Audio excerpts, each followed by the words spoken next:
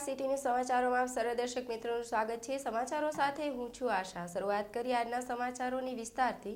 સરદાર ગ્રામ પંચાયત રાજકોટ તાલુકા સદસ્ય ચેતનભાઈ પ્રેરિત પિન્ટુભાઈ ઢાકેશાને સરપંચ ઉમેદવાર તરીકે લડાવ્યા, ત્યારે 12 સભ્યોની પેનલમાંથી 8 સભ્યોનો વિજય થયો હતો।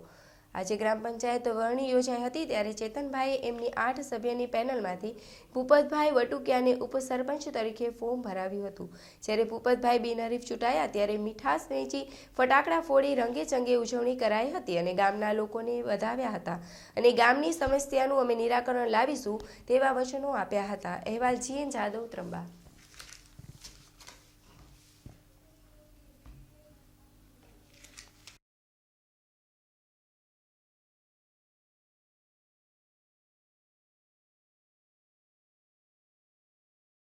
સરદાર ગામે આજે ઉપપ્રમુખની ચૂંટણી યોજાઈ હતી, ત્યારે હું શ્રી ભૂપતભાઈ જેઠાભાઈ વડુકિયા બિનહરીફ ચૂંટાઈ આવ્યો હોઉં અને આગામી દિવસોમાં સરદારમાં વધારેમાં વધારે વિકાસ થાય તેના માટે અમે પ્રયત્નશીલ રહીશું। પિન્ટુભાઈ ઢાકેચા, હું સરપંચ તરીકે ચૂંટાઈ આવ્યો છું અને ગામના વિકાસના કામ કરશું। અમે સાથે સૌ મળીને, ખાસ કરીને તો લાઇટ, પાણી અને સફાઈ આ અમારી પ્રાથમિક જરૂરિયાત છે, એમાં પૂરતું ધ્યાન દઈશું અને સાથે મળીને બધા વિકાસના કામ કરશું।